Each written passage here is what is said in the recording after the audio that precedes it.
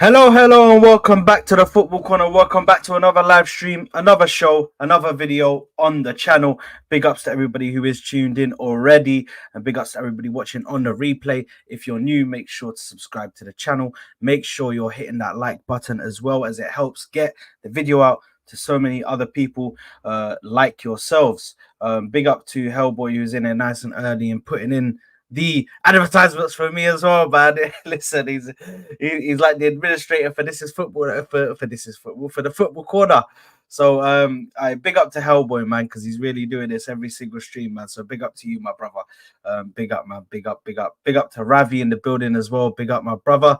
Big up, man. Big up. And today we have the match reaction for the Arsenal, the amazing win by Arsenal, man, of 5-0 against Crystal Palace at home. So we will be getting into it, speaking about the goals, speaking about the performances, first half and second half, and we will just be getting into the details and just having a general discussion about the game.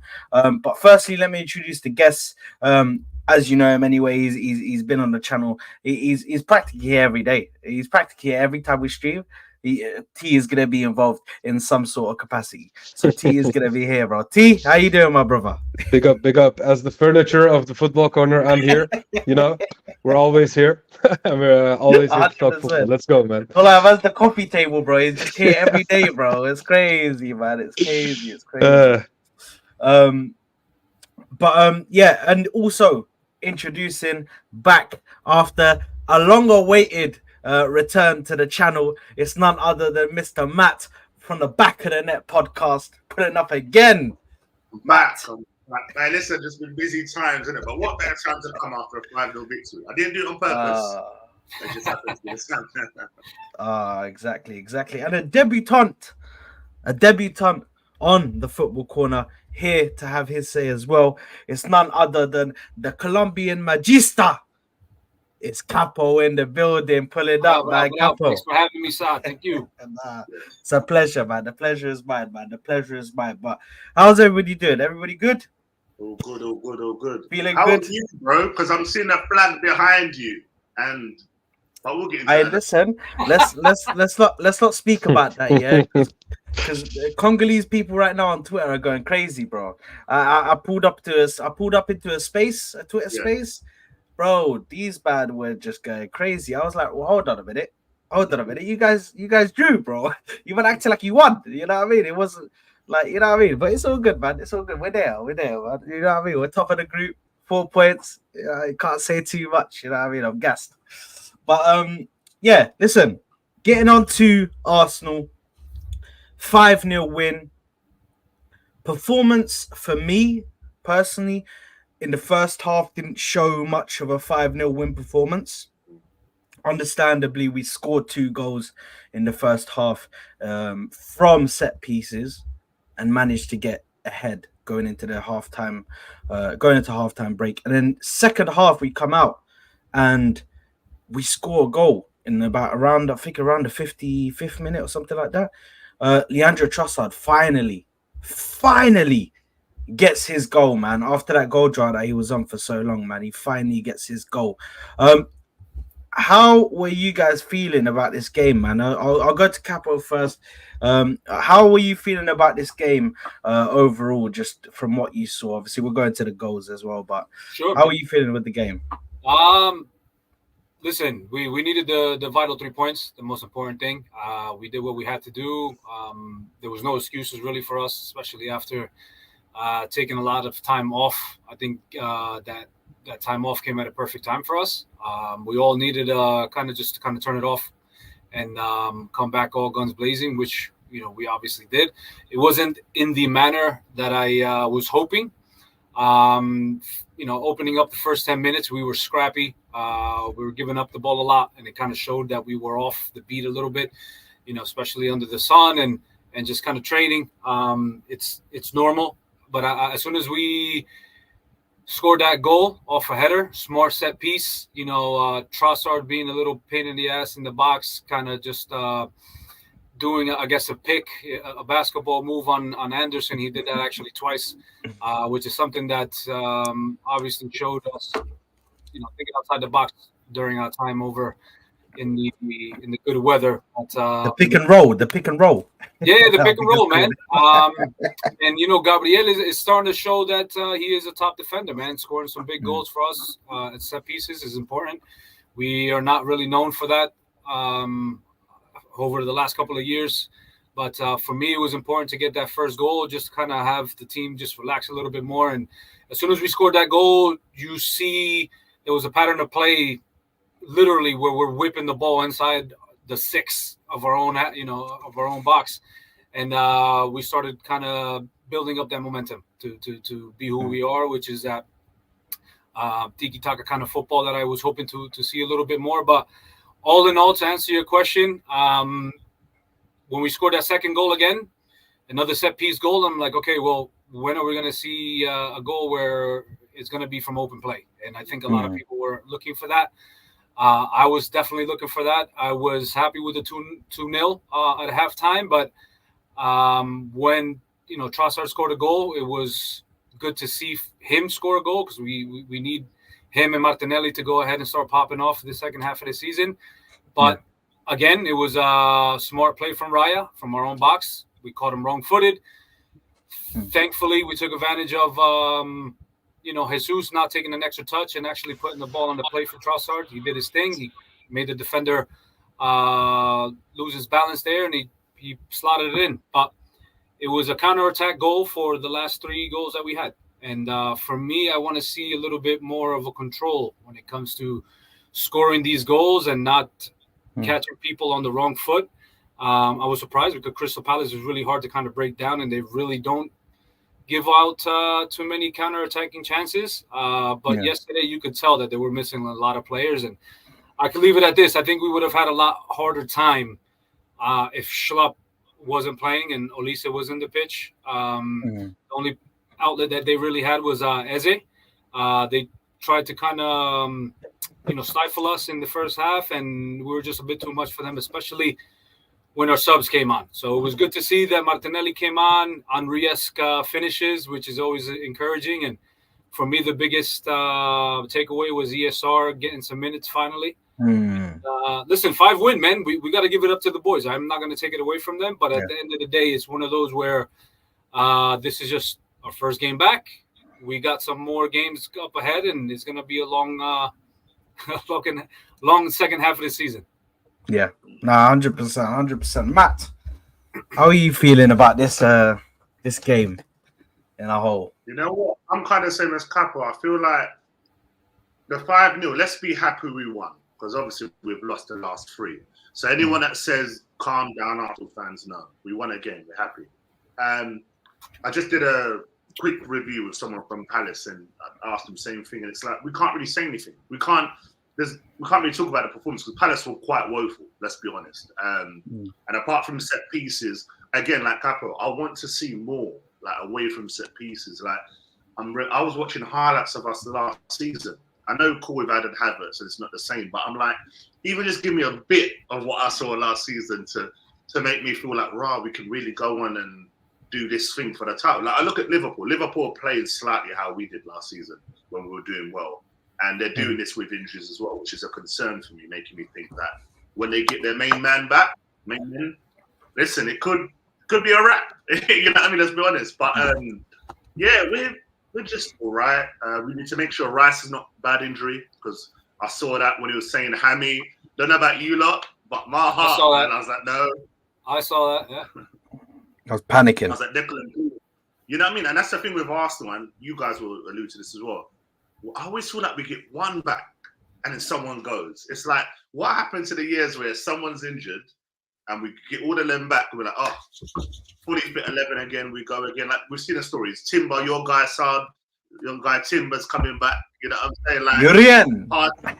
Listen, as much as people see what they want about Barca, having him back with Rice and Odegaard, I'm telling you now, would transform our whole midfield. And suddenly, you look and go, come on, that's all we need. I'll tell you to go to Thomas and be like, listen, I know you get injured, but I just need you till May.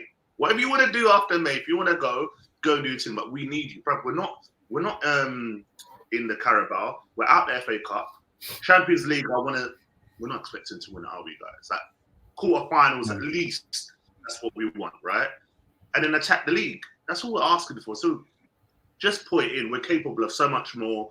Yeah, Jesus again disappointed me. I will say. I don't know about you lot, but I am growing tired of him. I can't lie. Eddie coming on against Saad's guy.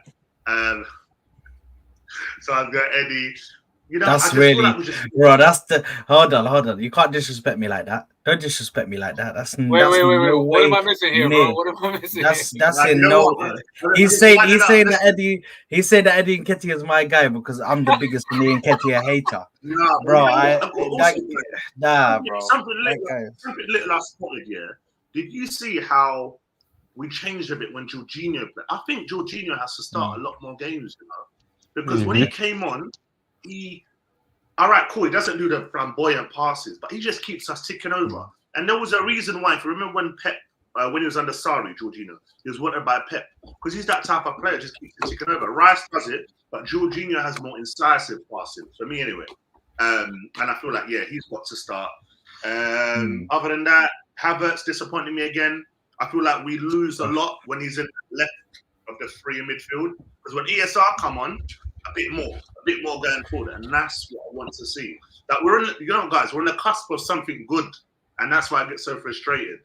But we're just not really. We're always on the cusp, though. We're always on the cusp, man, and that's what bothers me. This is my problem. Last season, January, top of the league, add one more player, Trossard and Jorginho. I'm like, oh my god, this is Arsenal. Come on, but guys, we love it, innit? That's why we still support them. No matter what, you know, we're still here. Exactly. Overall, good win, bro. Next 4 games, I want 4 wins. End of story. Nah, 100%. T. Yes. How are you feeling about this win? Because I know you were there for the halftime space, bro, and it was not necessarily me and you both were definitely not too happy in the halftime space because there was that first half wasn't necessarily the best. How are you feeling overall for the game? I think we survived the Havertz and Ødegaard ghosting, and I'm happy that ESR got minutes at the from the 69th minute. I think that's the most earliest he came on this season. I think normally it's after the 80th minute. And I'm happy that Arteta realized that Havertz was not working this game, and he just got him out early. Normally, he likes to play him a little bit longer, maybe change his position, and get someone else out. But I'm happy that he brought out Havertz immediately. Ødegaard, though, I'm just going to start with them both before then I'll give my overall thoughts about the game. I think these 2 guys cannot play together as in a midfield. I think it's too soft, it's too silky. We need a little bit more power, a little bit more engine into that midfield. And I think Havertz is just not the right fit, like I said 10 times before this. But you saw after ESR came into the pitch, what happened? A lot more dynamic, a lot more tiki-taka, a lot more triangles, getting past players. And you know what I mean with triangles, yeah? A lot more of that. And what ESR did yesterday, what I've missed from Havertz every game is walk back and ask for the ball. Havertz never does that. And I know his job is to go into the box and snatch a goal. But sometimes as a midfielder, you just need to ask the ball and create a play, create space, and then make your runs, And Havertz never does that. ESR did both. Yesterday, and that's what we've been lacking into this midfield, and that's why I was angry. I was like, you cannot have 20 plus touches in the first half as our 2 main playmakers, our 2 number 8s. Ødegaard is our main playmaker, and Havertz is, theoretically speaking, one of our other playmakers because you are a number 8. You are supposed to create, but yesterday and after the first half, I was vexed because both of them have 20 plus touches, and at the end, if we look at the trajectory of how many touches Havertz would have had, Ødegaard would have almost had the same as Havertz at the end. Ødegaard had at the end like 60 plus, so I'm happy with that.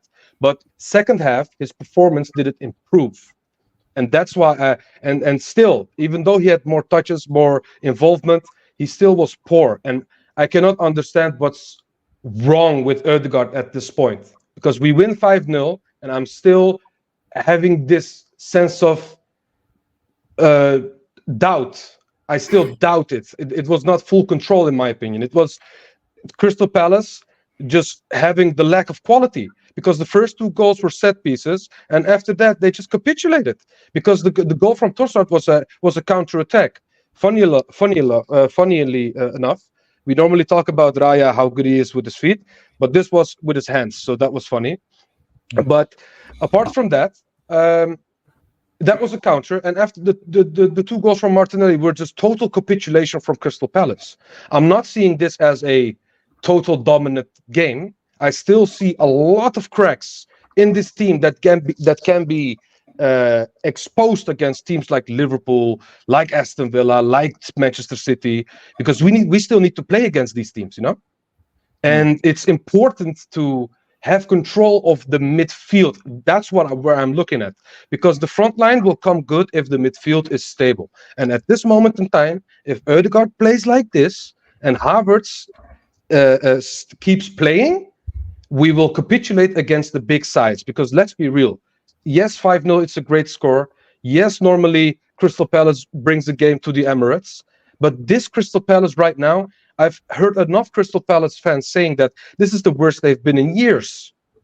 So I'm not going to celebrate like that, because this is just the first of many games we need to win back to back, in my opinion. And if we want to do that, our midfield needs to step up and do more. And that's about it, really. And I need Arteta to realize that Havertz is a bench player, not a starting player. I have had enough with Havertz, because after he went off the pitch, we looked like a much better team. And I'm talking about the team, not talking about players individually. The togetherness was much better after Havertz went off the pitch. And that's what I want to see from this team, or from the coming games. Because if we play like that we played in the first half, forget 2-0, we will be 2-0 behind if that happens. And that's it. Yeah. Sorry for my ramble. That's what I thought. No. It's fine. 100%. And MDL here saying need more from our midfield. Havertz is disappointing. He said ESR needs to be starting over Havertz, spot on T. And he said agreed. T, don't let the scoreline paper over the cracks. The midfield wasn't good enough. It wasn't good enough. Big up Highbury's local badger coming through saying, big up lads. I'm not an Arteta fan, and I don't fuel the Cronkies. 700 million down the toilet, 0 world-class players, 0 top strikers, 0 EPL cups, 0 UCL cups. This is his legacy. 5 goals is great. Gameplay was not. And he also followed up with against a weak Crystal Palace. Listen, I think for me, looking at this performance and looking at the scoreline, I think the scoreline definitely makes us look better than we were, definitely. But I feel like the first half we really looked like we weren't with the pace of the game. We weren't really up to scratch yet. But I think second half, once we scored that open play goal, once Trossard scored that goal, I feel like it ignited the team. Also, there's one thing which we'll kind of go into like an open floor here, so you guys can just chip in when you want to. But I want to speak about Jesus, because I feel like Jesus, although yesterday wasn't the best game from him, I spotted one thing which I looked at when I watched the game over again this morning. He was getting caught offside a lot.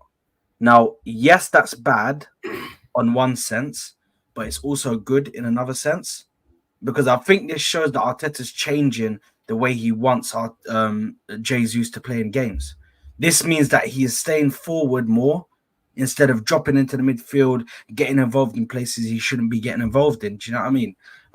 And although he isn't the most clinical striker, yes, we know this, but keeping him up front it will help us when we're on the counter attack or when we're building up, and we need somebody to link up the play when the wingers go up and go forward. Do you know what I mean? Oftentimes when they cross the ball, he's not there. So we need somebody there. But I don't know what you guys thought about that because I watched it. Agreed, Yeah, man. You could tell too that he was getting caught offside a lot, and I know T had mentioned Havertz and Mo, and then you're now mentioning Jesus, but I also felt that because of those three, Saka was being affected, and we don't speak about Saka enough. I love the kid. Chili Saka is my dude.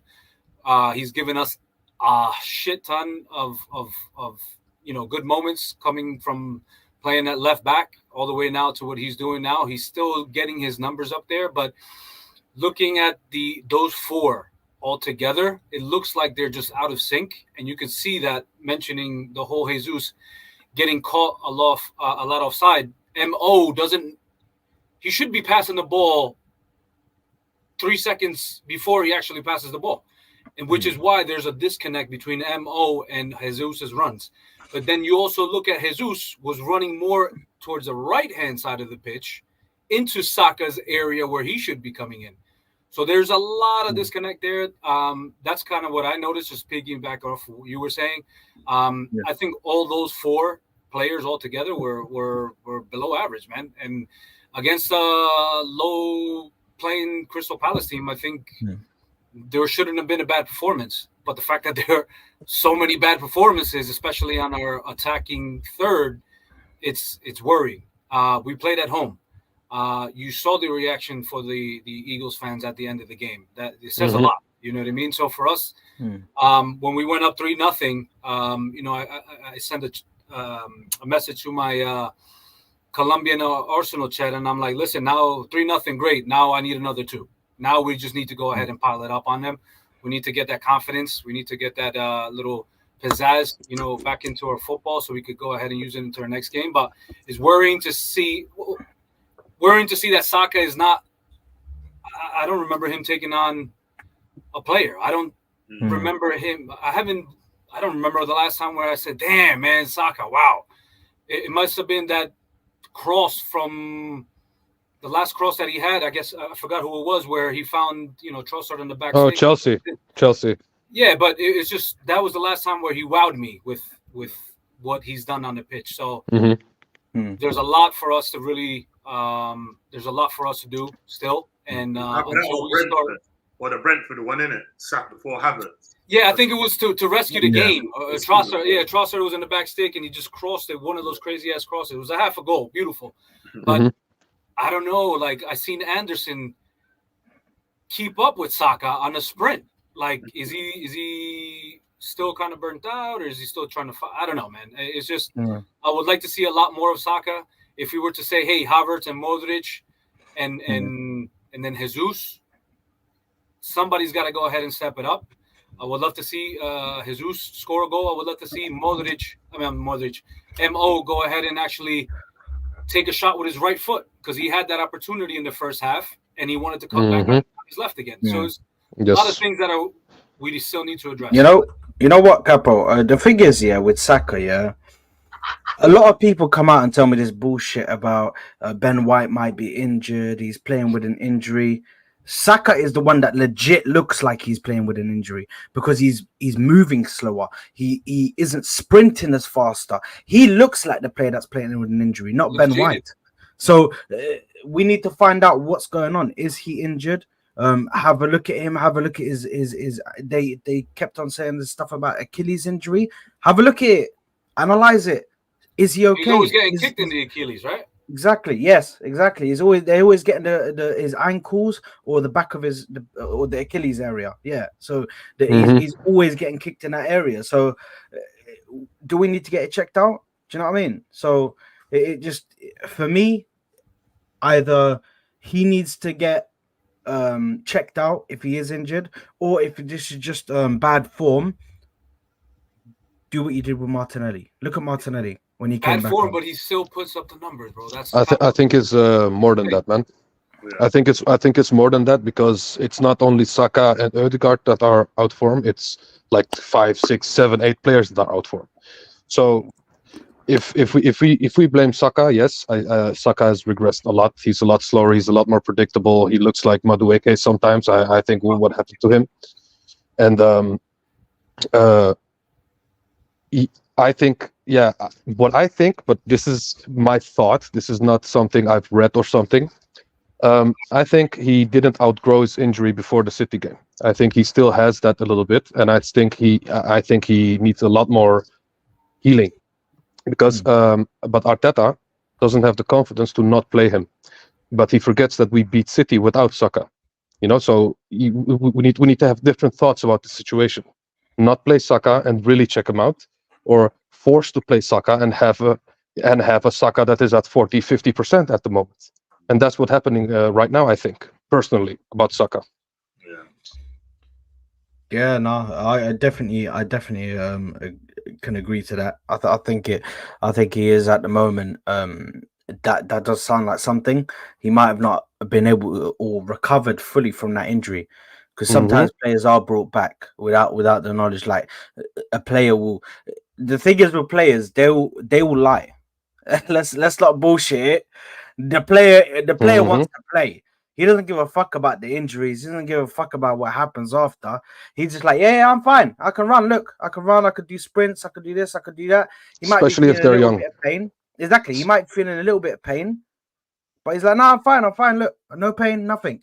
So he's gonna be doing that. He's gonna be feeling that pain and probably just hiding it because he wants to play. If he just sat there and took it and said, I got an injury and I got this injury and I got this injury, like you feel like he doesn't want to play. You get that feeling from certain players. They're just like, bro, there's no point in me just hiding this thing. I'm gonna just say it out loud and it's done. But that still shows me the eagerness that he wants to play. He can't let Arsenal go. He can't let us go without him playing, because let's face it, even if he does go off injured now, who's the replacement? Reece Nelson. Do you know what I mean? But you know what, bro? The problem is, in the long run, you cause yourself such a big issue with this, man. And don't get me wrong, I love Saka to bits. But when I look at what he did, even last season, when he was fitter, outstanding, right? So, bro, seeing him like this really hurts, because it's like I can see really trying. You can see it's not like he's just walking. He's trying to sprint. He's trying to do all these things, but you can see he's not himself. And I think that's where Arteta frustrates me, because you've seen this. Put Nelson in. We were just saying about Saka. Put Nelson in. We need Vieira back. Just someone to keep rotating with, because in the season you're never going to have your best players all the time. At some point, you're going to have to rotate a bit. We can laugh as much as we want about Pep, right? De Bruyne has been out for God knows how long, right? They've found a way. They've kept in there. De Bruyne comes back fit now. Was it an assist first game? And we're not doing that. And I feel like we missed a chance by not even bringing someone else in, just as cover. No one's saying you've got to go spectacular, right? But go and get some cool. Saka, your competition, how bad's the injury? 2 months? This person going to cover you for 2 months. Do you, recover properly? Because then imagine if we arrested him accordingly, March, April, May, you could have come on absolute smoke, man. You know what I mean? And just finish up the season for us. But these are little things where I think Arteta lets himself down. Look at the games where we could have taken Saka off. You guys might be able to tell me, but what was the game where we were winning and we were comfortable? Every game. It was We played 90 minutes. He's talking about PSV. PSV, yeah, PSV. Bro, at that point, even at half time, you're free. I don't care. You're 3-0, Saka off. Even if that's the game that I saw you. Even if he says, like, I want to play. No. Like, I need you for the season. You're out. Was it 101 games in 102 appearances or something like that? And so, like, it was. I think it was 100 and a good 150 or something like that, bro. Let's just double check, bro. The guy, look how young he is. And if you look at his trajectory in terms of his injury in the games, it's looking real bad for us. Really, really, really bad. And here's a question for you guys: If Saka would have had the ball for Trossard's goal, where Raya unleashes it to him, do you think that play would have turned out the same, or he would have cut into his left and tried to pass? I think he would have. So what? The So reason it was another side, and they've given it to him to cut. But if, you know, Mhm. but with the Sam, reason why I ask is because if Jesus did that, why aren't we trying Jesus on the right to start a game? Yes.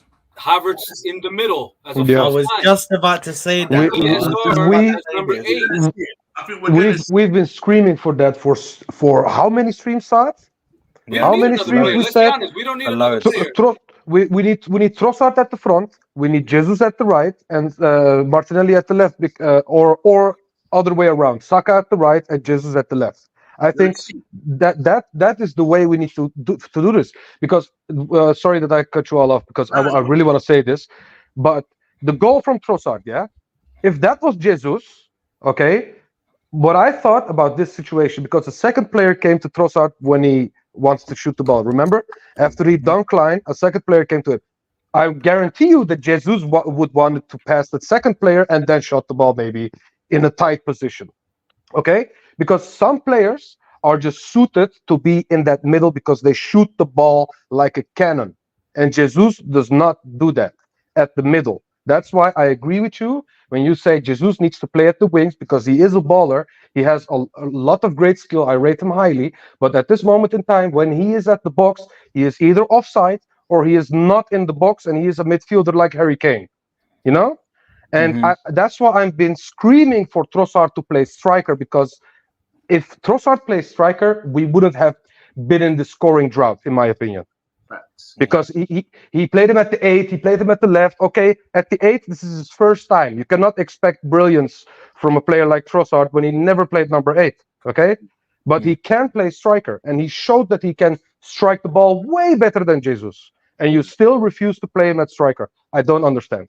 Do you know what he is? And he is our Jota Yeah. in the sense of the clinicalness up top. You give him a chance, it's left or right foot. And if you'd watched yesterday, Mhm. Nathaniel Klein wasn't sure. Was it going to be a left foot shot or right foot? Trossard can do Well both. said. Well said. Mhm. If you watch Klein, he kind of went to do the block with the right. Then he went, oh, wait a second, what?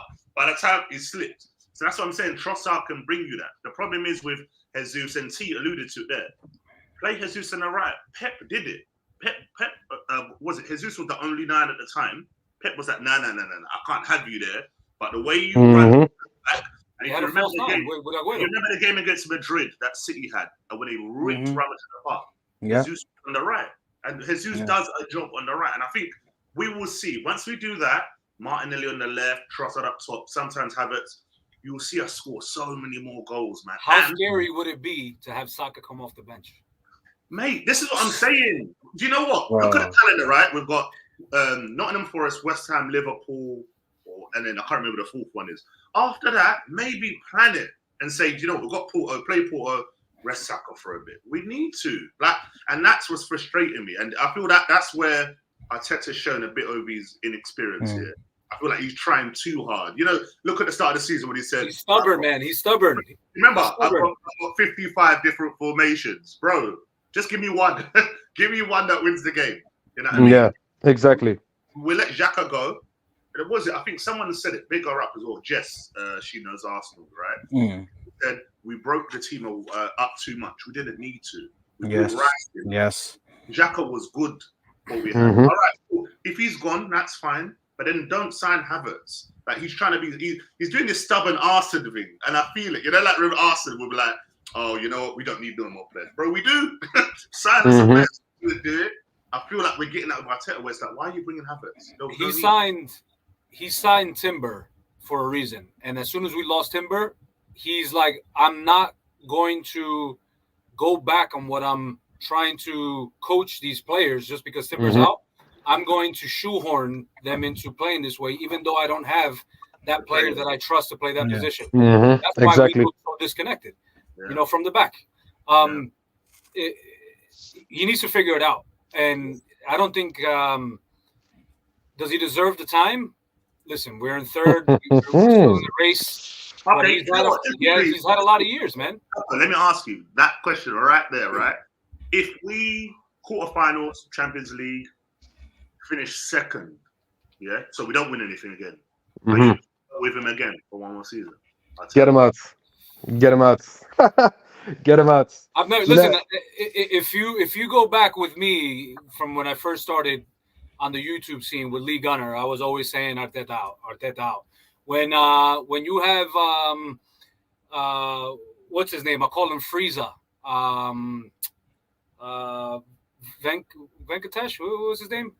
Oh, Vinay Venkatesh. Yeah, I call him Frieza. I call him Frieza. When Oh, he's knocking at your door at 4:00 in the morning to pick you up and just kind of like finesse you to sign for Arsenal, I was red flags all over the place. Like there's no other manager that you could approach besides Arteta at that point. Now, unless this guy is a messiah and we don't really see it, I don't see it at the moment. I think he only works with players that are yes men to him. Yes, You exactly. do what I say, and I will protect you till the wheels fall off, and it's always going to be my fault. But for me, I haven't seen him manage somebody that has that kind of status in social media, let's just say. Or Yes. kind of following. That's what lets us down. So to answer your question, unless we bring in a player of that caliber, right? When we start talking about world class, I don't think he's going to be able to manage him. So no, I don't see him in the foreseeable future because he's not going to get us to the next level. I respect that because for a while I've never said Arteta out. Everyone at Sards from saying I've never said it, but my worry with him, I feel like he's doing too much. You know, like where it's right in front of you. You know what you got to do with the team. Our team is good, as you said. Go out and sign a. Remember Vlahovic when that thing was happening? The type of player he was. I remember going, can Arteta even handle someone like that? You know, like someone in the change room that goes. No, someone that doesn't pick up the phone. You know, no, but if you look at the best teams, yeah, they've always had one or two of them players. Look at Zlatan, yeah, how he is. But out of those around him, Arteta could never manage a Zlatan. Never. But listen, Pep couldn't deal with Zlatan. So not every player and every coach is going to get along. But when you have a player like a Zlatan going into a team with Mikel Arteta, who do you think is going to feel like they got the pants in the room? But that's what we exactly. Miss. That's what we miss. We need an Osimhen level player that goes in and goes, all right, bro, give me this ball. I'm doing this. I'm the man here. Like I don't want players like he went for Zinchenko and Jesus. Cop out for me. You know what I mean? I wasn't unhappy with that. Guess what? Yeah. They're eventually going to be coming off the bench for me. Yeah. That's the role that they would play for me. You know what? You got the experience.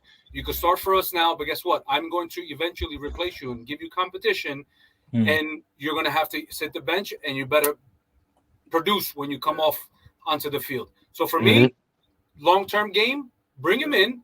We got a nice core in our first 15, 16 players where we can go ahead and start interchanging and not counting on people like Saka every day, man. Yes, definitely.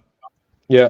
It's I want to say something about that. I completely agree with you with what you say about Arteta. By the way, I think I've said this a few streams before. I think you remember that, Saad, when I said this guy cannot handle egos. You know, that's why he sold Aubameyang. That's why Pepe is gone. That's why Mesut Özil was, of course, other factors as well. But Mesut Özil is also gone because of that, because that's a big personality, a big, huge presence at social media. And someone like Arteta just doesn't want that. He likes yes men. That's why all our players are really young. Xhaka was also a player that had his own will a little bit, because he was an asshole. I said it. He was a bad boy, you know. And who did he brought in instead of him? A really nice guy in Shai Havertz, you know. And who did he also bring in? Declan Rice, who was also a really nice guy. Who was also. It's not cadaver, it's cadaver. No, I said Shai Havertz. But he also brought Rice in, who was also a really nice guy, not an asshole, not that big of a personality, in my opinion, you know? And if you look at someone like Aubameyang with the hair, with the flashy cars, with the shiny cars, you know, all those things that Aubameyang used to do, Arteta doesn't want that. That's why he and Pepe left in the first place. And no one can tell me that Pepe wouldn't be a perfect sub for Saka in this current team. Pepe would fit perfectly in this team, if you ask me. You know, Pepe never came back and helped out his wing backs when he played. So He never gave That him is true. He never busted a lung to get back, and that's kind of why he just wrote him off. Unless you do exactly what he asks of you, you're not going to play.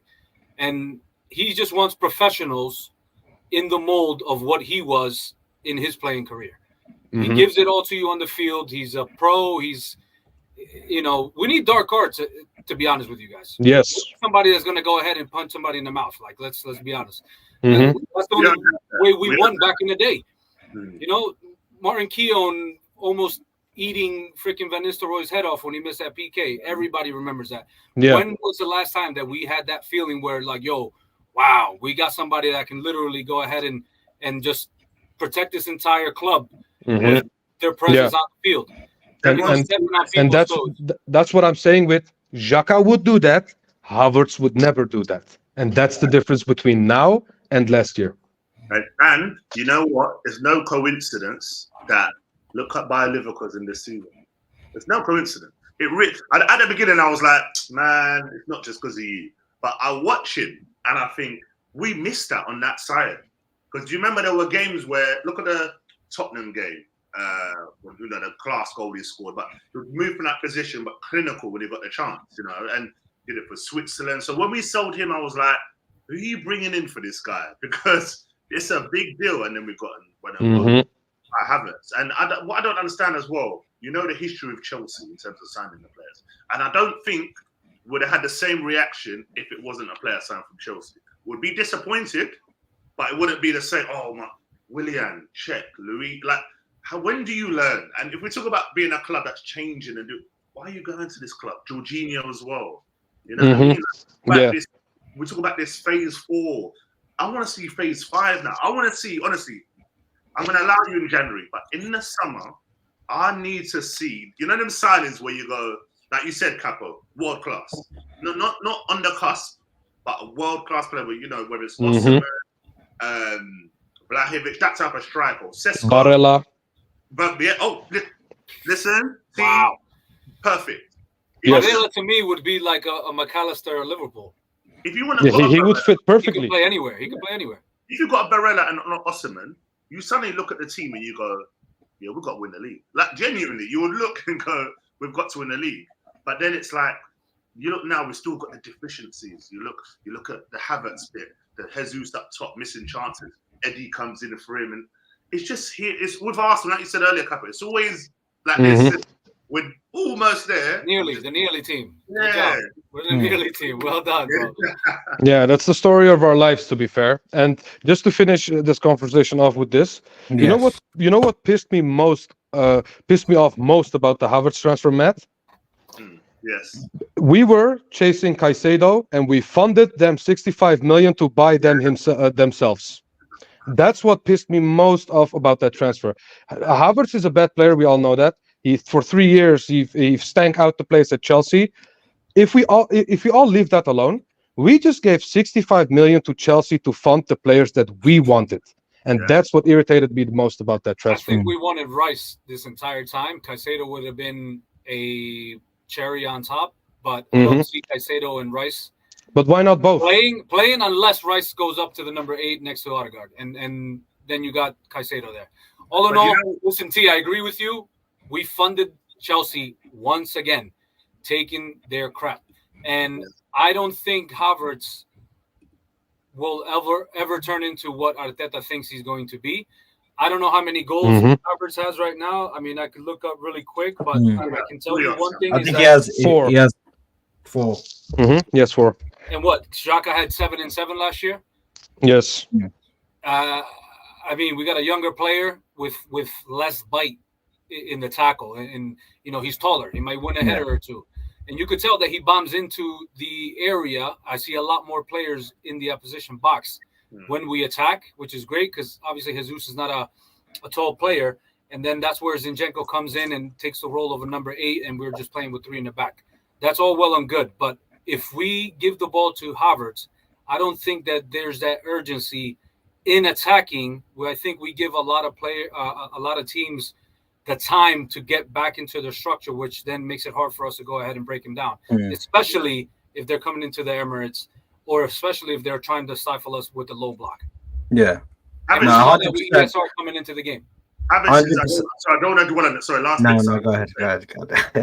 Havertz is he's a Champions League guy. I feel like in that tournament, the way the game is, he suits that so much more. And I think Rory Jennings said it time ago. Havertz is like a moments player.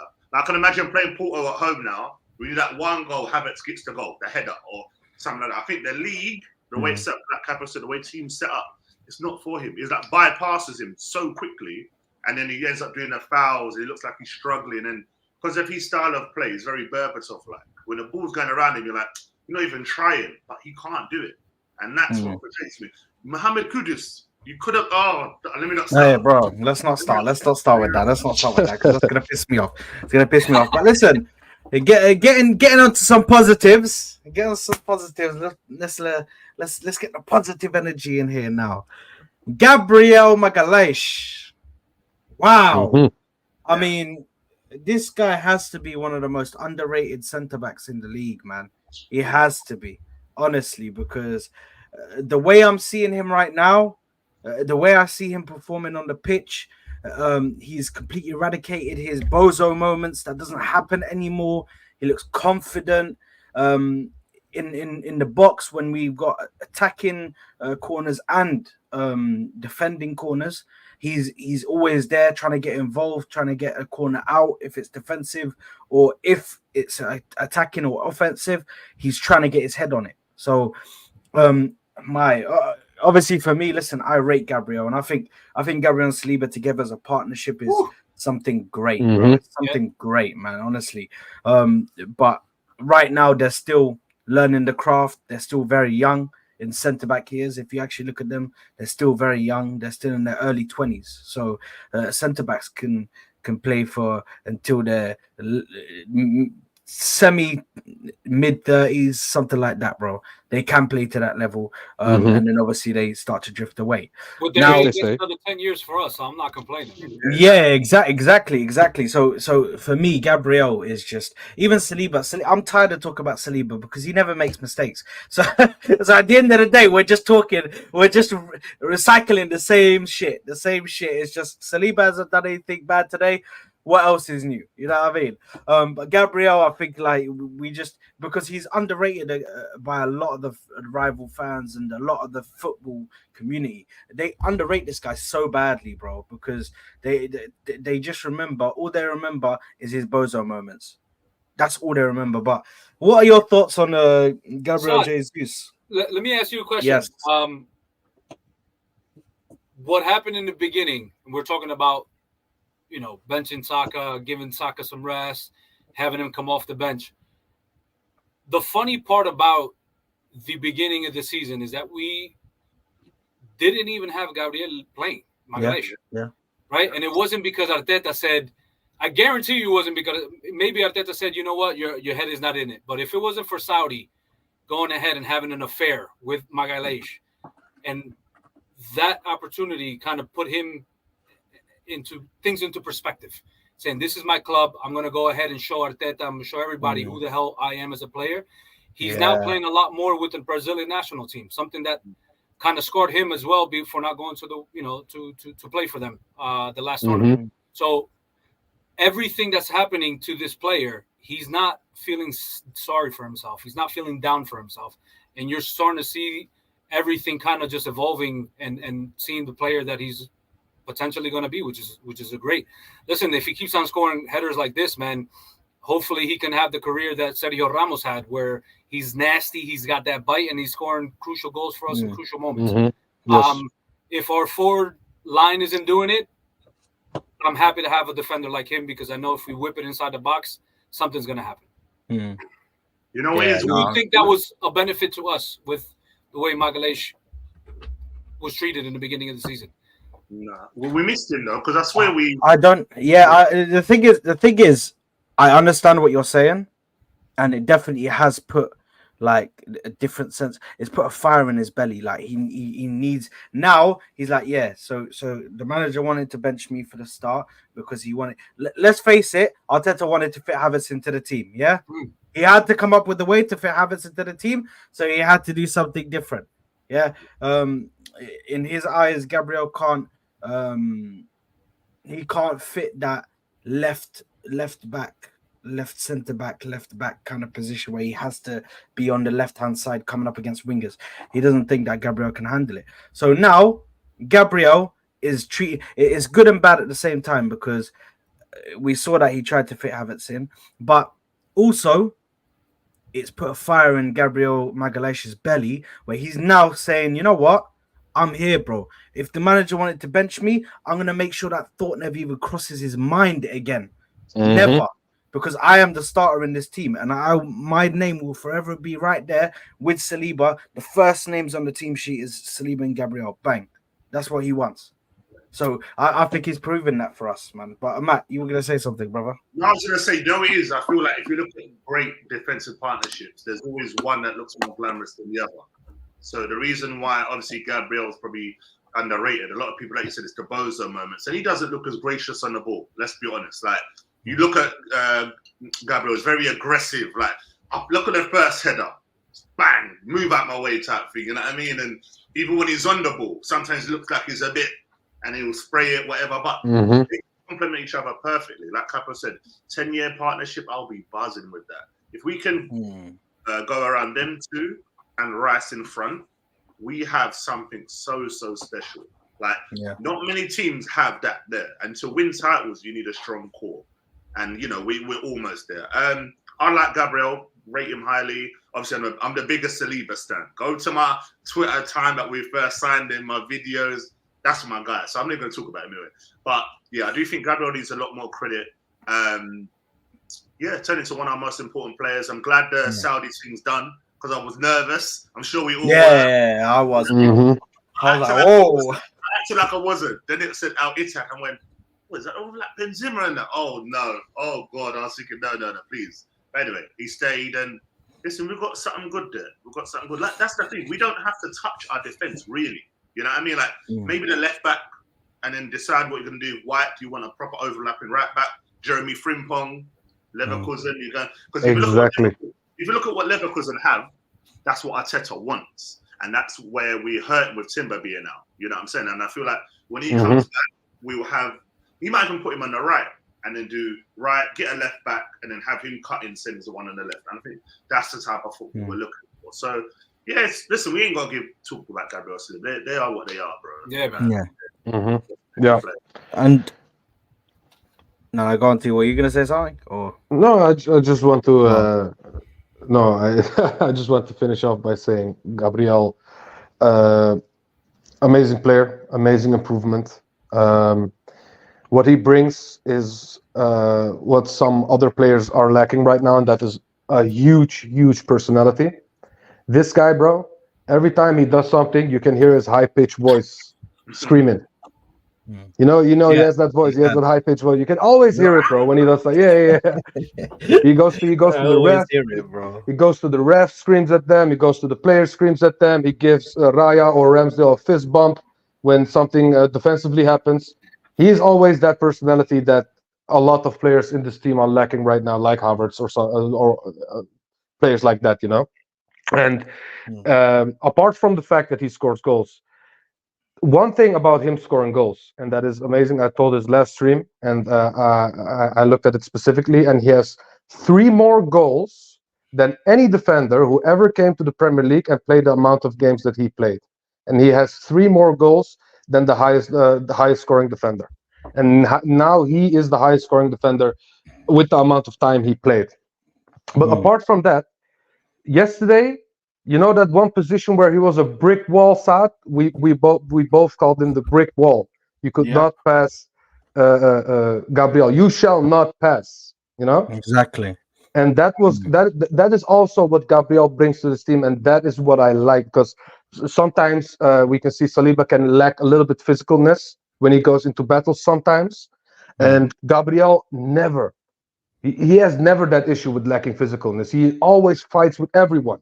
If he was in the Diego Costa era, he would fight against a Diego Costa instead of shying out from the battle, you know? He is that kind of player. I'm not saying that he could have dealt with Diego Costa because he is an amazing player in his prime at Chelsea, but he would be that guy to battle him. And that is what I like about Gabriel, apart from the goals.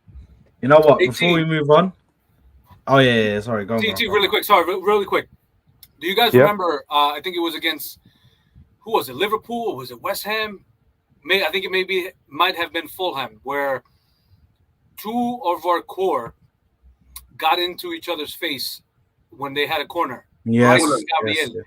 That shows that there's something there. For me, I didn't take that as a negative. I want that.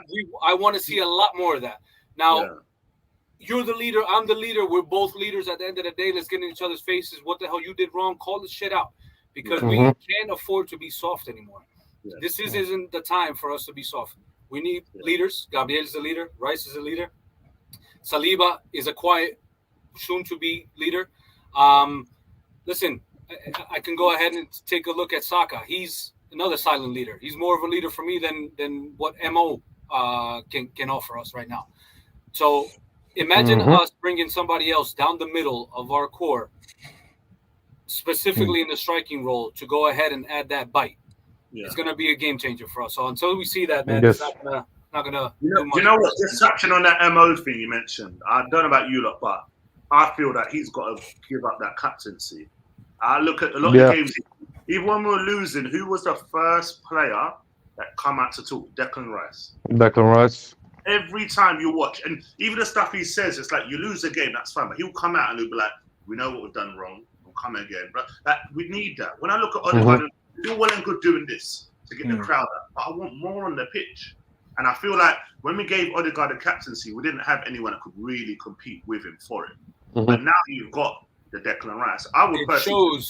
It shows that his resume was the reason why he got that captain's armband, and the fact that he says yes to Arteta. That's the reason why he got it. And you can see 100% in that change room. Arteta goes, "I want you, yes, boss, yes, boss."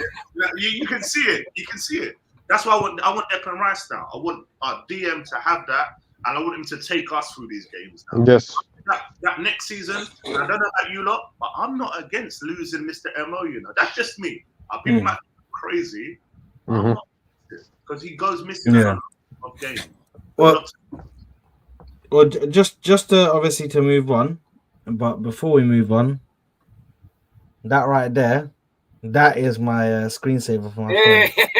And that is the mighty Gabriel Magalhaes standing over Bruno. That's over a rat, over vermin, bro.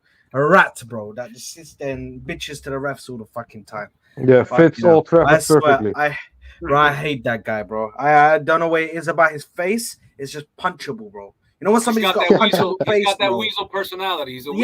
Bro. You know when you just want to punch someone in the face, bro, and it just feel good. Someone said the other day, they were like, "Oh, who's the player with the most punchable face?" For me, Rodri. I don't know what it is about him. I look at Rodri, I want to slap him. Him and Busquets as well. Busquets was another one. Oh, both of them. Hated him. But as a player, fantastic, but just had the face. Yeah, Busquets because he just didn't look bothered. Yeah, I feel like that he just didn't look bothered, bro. He'd be doing greatness and he'd be reading the game to such a high level, but his face isn't bothered. He's just like he's bored to be there. He can't be asked to be there. So that's how he is for Busquets, man. He's great, man. But moving on to just quickly before we end off, Martinelli. I think we need to speak about Emil Smith-Rowe. Martinelli with 2 amazing goals. Henry-esque, as you said. Literally the finishes like for like, both of them. And Smith-Rowe coming through with absolute energy, man. You saw he came on. He looks confident. He looks like he's trying to prove that he deserves to be on that pitch over Havertz. He deserves to be it. And I've been asking for this for absolutely ages. I've been going weeks on top of weeks on top of weeks asking for Smith-Rowe to be played instead of Havertz in that left 8 position. Let's see what he can do. He played in that position yesterday, and as you saw, he was getting involved in the middle. He was moving up to the left-hand side. He was driving into open space, which I don't see that from Havertz. I see him carrying the ball, but there's a difference between just carrying the ball and running with it and actually driving into the space, bro. Like launching yourself in. If there's there was a time where the defender was on him, he just freaking shrugged him off, bro, and just kept on running. And he was like, okay, let me twist you up a little bit, bro. For me, Smith Rowe is amazing. I think people have forgotten how good he is just because he's had this long-term injury. And also Martinelli, just before I pass over to you guys, Martinelli, I feel like I'm hoping that this could be the beginning. Yeah, I'm hoping that this fills him with the confidence for him to go on and start scoring and scoring and scoring. Do you know what I mean? I really hope it does, man, because it definitely has to fill him with confidence coming on and scoring 2 goals off the bench. Do you know what I mean? So I really hope it does. But what are your thoughts on Emil Smith Rowe and Martinelli, guys, man? I know you guys want to get into this. I'm just going to touch it quickly. I don't want to carry on. But I think when I look at ESR, when I see him come on the pitch, I see him low socks. He's got the confidence. He wants it. And you know, we spoke about it, and me and Steve were saying at the start, like, when you come on, he changed the speed of what we were doing from midfield to up down. And when I have seen someone, I want to see someone that turns and goes at the defenders. I don't want to see you when you have it facing our own goal. Turn, get the ball and go. Because naturally, as the defense, when you see that, you think, oh, start backtracking. And it gives us all a lot of space. We're not getting that. And I feel like we missed that. So ESR, my guy, I don't want to sell him. I know it's going to happen. So I need to prepare for it. But I don't want to lose him. Martinelli, that's what it says on the tin. I feel like he's better up top. I feel like the problem is with him on the left. He can take on players, but he ain't got like. I look at other wingers. You know where they've got the skill, the little step over, go around you, whip it in. He's not that type of player. I feel like we can play him up top, and we're missing the trick. You know, Matt. You know what I think. Sorry, I know Capo and T are gonna want to go as well. Yeah, just what I think about Martinelli. I think Martinelli is a Champions League player. You know, when you have that space in behind and he can just run past. He's not necessarily, because you get different wingers. You get the wingers that are like inside forwards, which he is, that want to run in behind and get on the ball and shoot. Yes. Then you get wingers that want to take on their man, be skillful, get past them. I think he's becoming that player who, because he's not the player that wants to pass the ball, because a lot of times he's looking down at the ball. You see him looking down. He's looking down. He's focusing on himself, trying to get the ball forward. So for me, I think we need to utilize him in a way where he can be consistently doing that running behind. We get the ball to him. You saw when Jorginho came on and was able to find him, and Nketiah has been able to find him as well from that position on the counter attacks. I really think in the Champions League you're going to see Gabriel Martinelli do something, man, because he gets given more space. Let's face it. In the Champions League, you'll give him more space it's not low block. Even though Porto do play a 4-4-2, which is quite.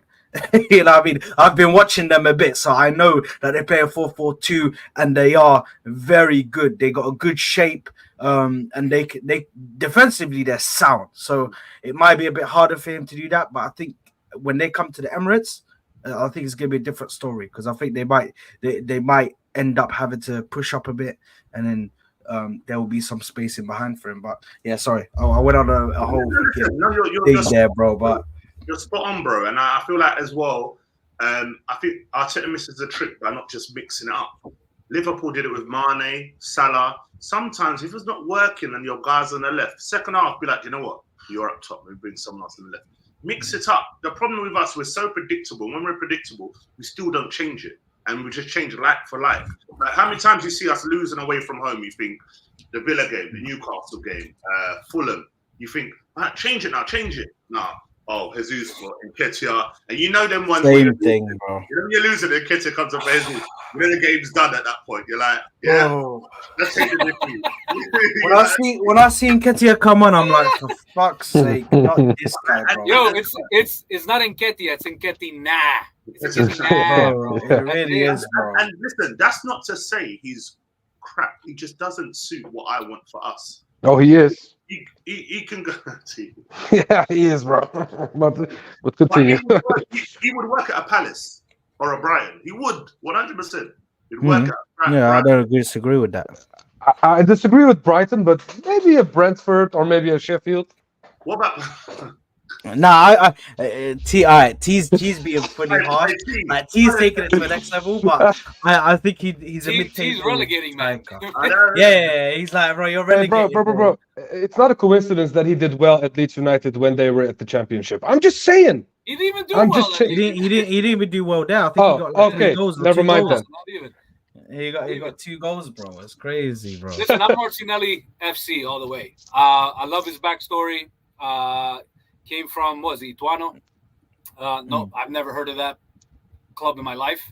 The fact that at such a young age he was focused, I think it's only going to get better. I think it's just a transition period for him.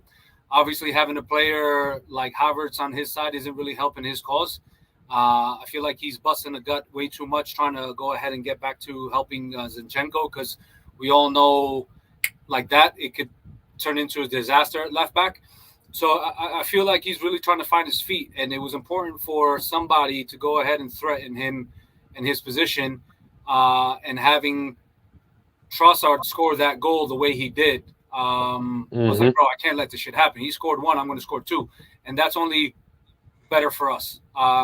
ESR has played a lot more with Martinelli on the left side than Havertz has played with Martinelli on that side. So you can obviously see that Havertz isn't really providing much to not only our play, but the players around him. And it's unfortunate to see.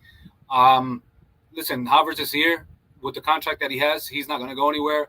I'm tired of beating the same goddamn drum, his drum.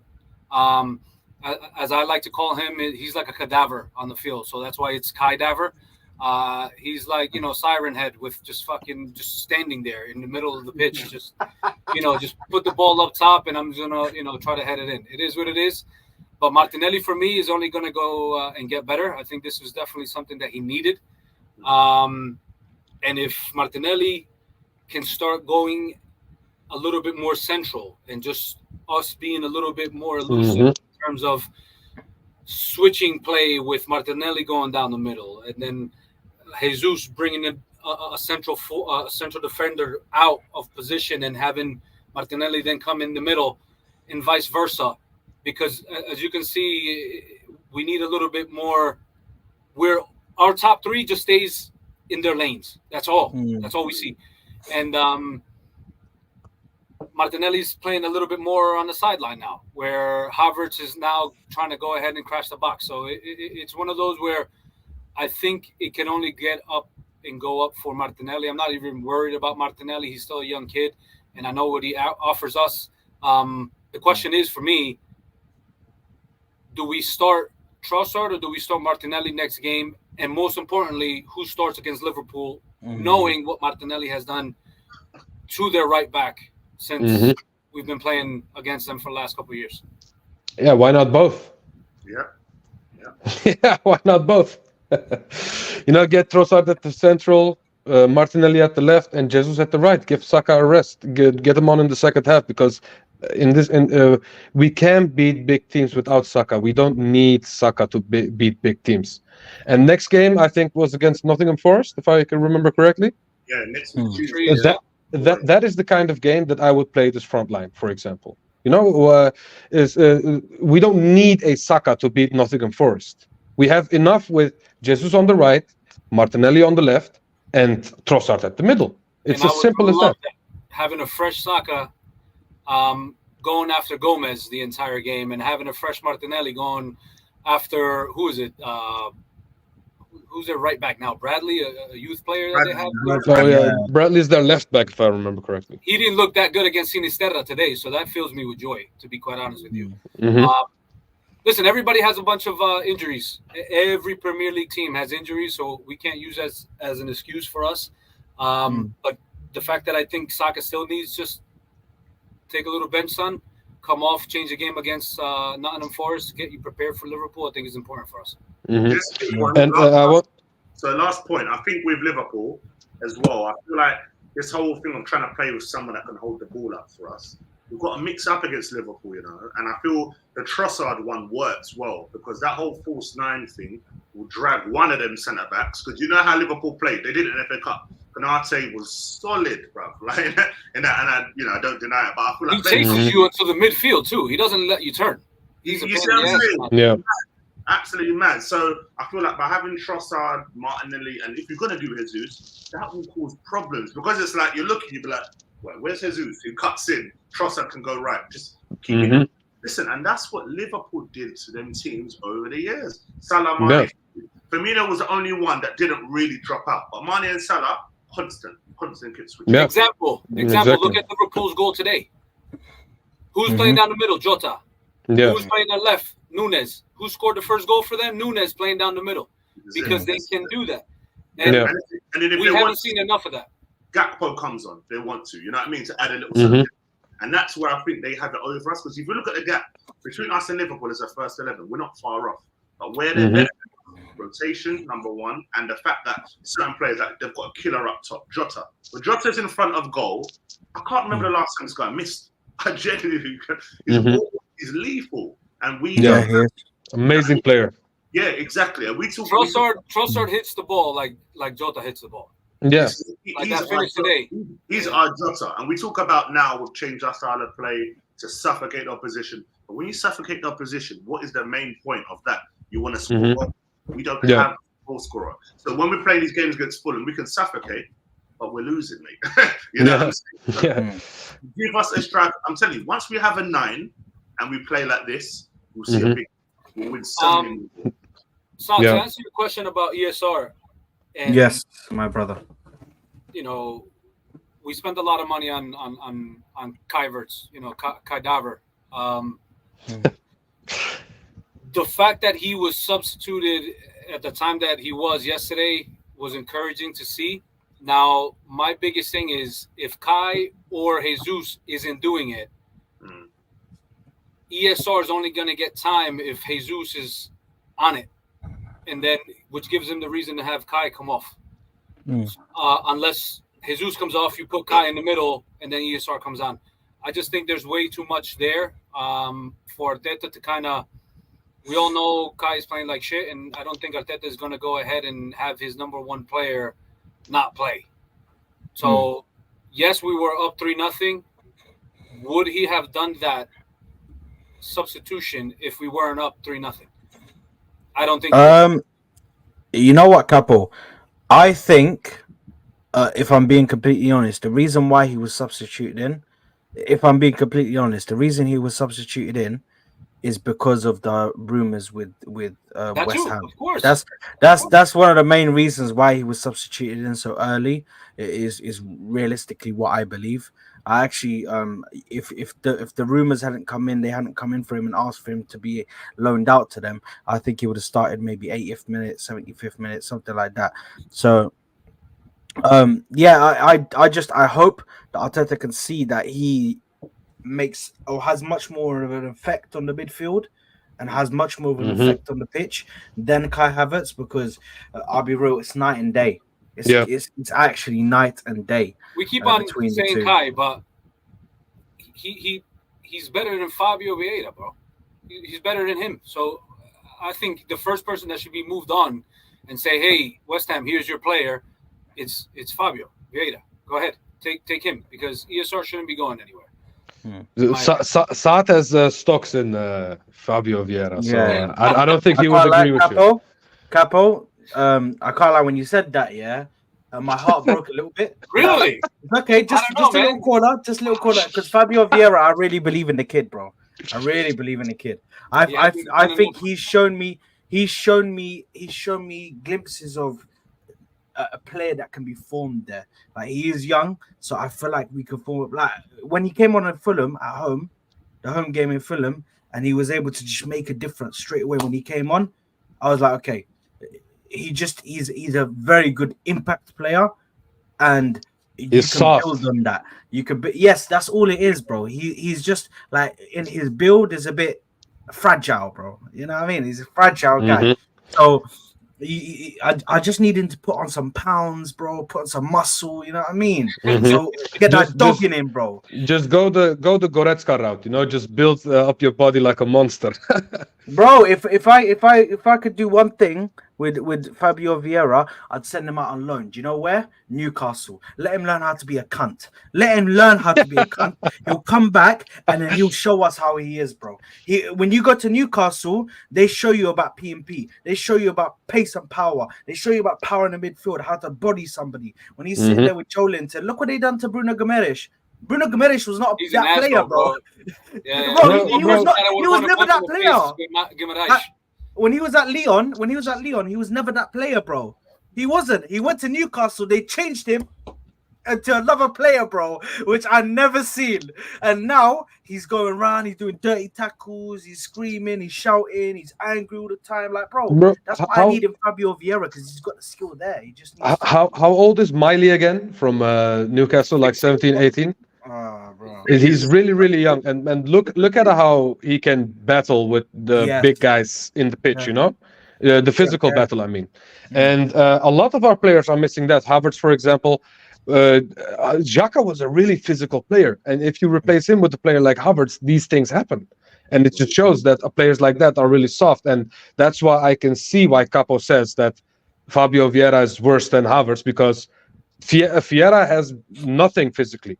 Really, he has outside the box shots, but apart from that, I don't see one of a left foot, in my opinion. That's all he has. Yeah, apart from that, I don't see him having much. And if he just a gust of wind can get him off the ball, and that's the issue with Fabio Vieira. And just to finish off with this point about Martinelli, I wanted to give a shout out to ESR for Martinelli's performance at the end, because ESR brought that. He made the midfield machine working again, because we weren't having one cog in the machine having dodginess like Havertz, you know. And when someone stable as like that, who knows the position really well, comes on the field, the midfielders started working together again, and everyone were. Ødegaard had like three times more touches in the second half after ESR came on. And that's why Martinelli could also do his thing, because he had that sense of security that he had ESR there. You know, remember when we were at the watch along, you were talking about him interchanging with Martinelli and Martinelli going to the middle, and ESR was going to the left. Yeah. You know, could you ever see Havertz doing that for him? No. Yeah. Has everybody? He doesn't. Everybody has played football here, right? Yeah. Everybody knows when you come to a new team or you're the new player and you want to go ahead and impress, you're into that open space like the first person to be there. That's what ESR is giving us. There's a difference between walking into open space and actually having that urgency to be into that open space so that it can create space for others. That's where that disconnect is for Havertz right now, is that he's not, I don't feel like he's entitled to being just on the fucking pitch for. He never did it. He never did it when he came in. When he first came in, he wasn't going into open space. He wasn't asking for the ball. I'm like, bro, ask for the ball, bro. You know what I mean? You're on the pitch, bro. If I'm on the pitch and I'm fresh and I'm playing for Arsenal, I just come in, bro. I'm like, bro, give me the ball, especially if I'm in midfield. God forbid. If I'm in midfield, bro. You know what it is with me, Capo? You know what it is with me personally, and why I'm so critical about Havertz for this specific point? For a 65 million player, I expect you to do these things. These simple things that a midfielder does, simple things that a left 8 does to help his left winger, I expect from a 65 million player. Even though you're a new player, I still expect that from you. You know? And even the simple things he does wrong. And that's why I irritate me about Havertz. And that's the issue for me. It's not like I say that Havertz is the worst player of mankind, blah, blah, blah. Just the simple things he just doesn't do, because he is not, in my opinion, not a midfielder. He is a striker, and he's a dead striker at best. And we were playing him at the 8. He just doesn't fit there. Simple as that. Nah, listen, like I just feel like Havertz right now is just, and it's partly fault to the manager as well, because the manager has just brought him in, and right now he's playing him in midfield, which he's not a midfielder. He's trying to press him into that position. He's putting him into that position for what? Like even against Liverpool, he even when we put him at striker, even though he's not clinical guy, he still creates space. He creates opportunities. That's why I feel like his best position is right behind the striker. You get a clinical striker, you put Havertz behind him, bro. That is goals galore. Goal is Yeah, but then you're galore. taking away from Mo. Exactly. Martin Odegaard would then have to move away. Listen, so we it's saw a that writing lose-lose. when we saw Partey at right back to start off the season before he got Yeah. in, or Yeah. was it in preseason?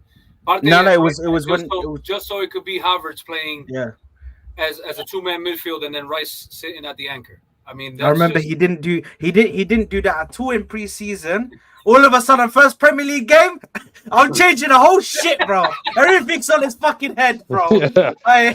We're changing the whole system. scrambled bro. eggs, bitch. Fucking hell, bro. Bro, Forget- everyone was so gassed after the Barcelona game Bro, preseason. Everyone was like, "Whoa, if we play like this, it's finished." And then Bro, first I was game, everything gassed. changed. But yeah, listen, big up guys for coming through on this tube. I saw a MDL's thing saying the Girona striker is lethal, and then I went and looked at his thing, bro. This guy 6 minutes, scored a bro. hat trick. This guy scored a hat trick in 6 minutes, bro.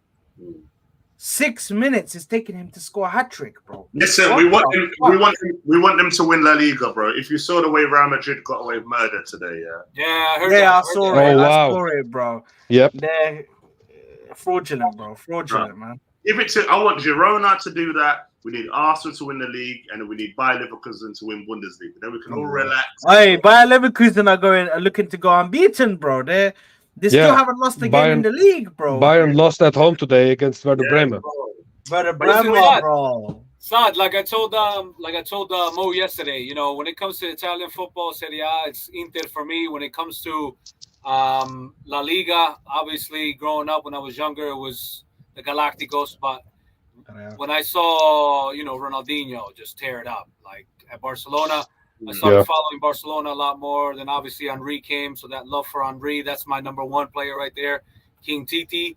But you know, football's changed, man. Football's changed, and for me back in the day, it was Barcelona or Barcelona, if you want to call it. They were playing that same beautiful style of football, and you know, Girona is from Barcelona, so if they fucking take it, hey, it is what it is. It stays in Barcelona. But fellas, this was dope, man. This was dope. I appreciate yourself for having me on, man.